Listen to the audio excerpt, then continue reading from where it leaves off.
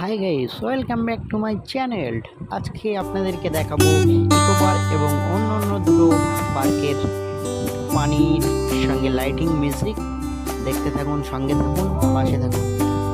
আরও এরকম ভিডিও দেখতে হলে আমাদের চ্যানেলটি সাবস্ক্রাইবার করে লাইক এবং একটি কমেন্ট এবং শেয়ার করে পাশে থাকুন।